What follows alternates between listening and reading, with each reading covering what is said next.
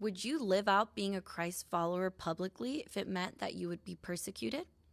As we continue in the book of Acts, in Acts chapter 24, we see that Paul is put on trial before Governor Felix because the Pharisees said that he was being a pest, a cult follower, being profane in the temple, starting riots.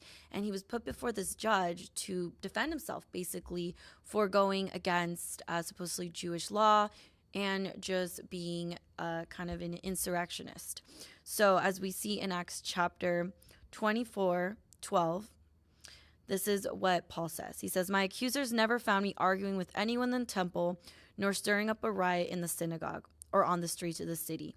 These men cannot prove the things they accuse me of doing. But I admit that I follow the way, which they call a cult. I worship the God of our ancestors, and I firmly believe the Jewish law and everything written in the prophets. I have the same hope in God that these men have, that he will raise both the righteous and unrighteous. Because of this, I will always try to maintain a clear conscience before God and all people."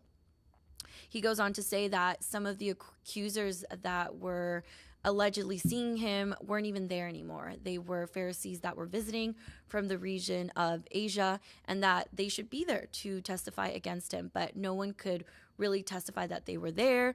They were just blind accusations.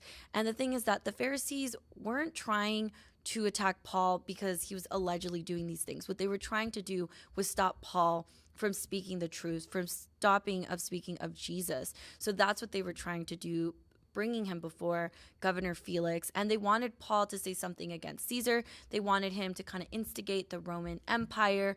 But Paul said, "I was not doing anything wrong. I have only been in the region about 12 days. And instead, there was actual proof that he had been helping the poor, being in the temple. He was taking part of some of the praying that was going on there, and that actually the riots and things that they were talking about were really the Pharisees there trying to kick him out and start and instigate Paul."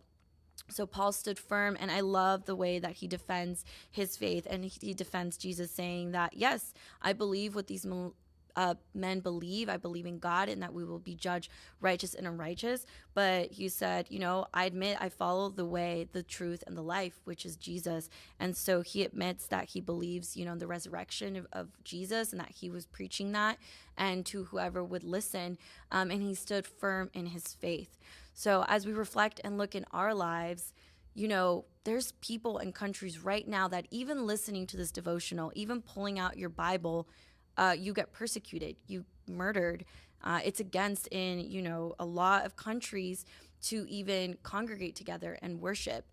And so we have the liberties here and freedoms where we live to be able to proclaim Jesus and share Jesus.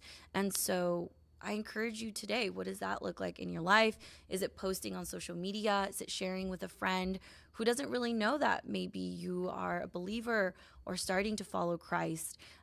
Maybe it's taking a stand against something that, is not what you believe. So sometimes we get frightened, but we think, Paul was able to stand before a judge and defend his faith. And this was not the last time that Paul would be in jail or Paul would be in front of a judge. He would be imprisoned a couple more times after this. But as we think about it, and there's people in countries that are getting imprisoned right now just for proclaiming Jesus.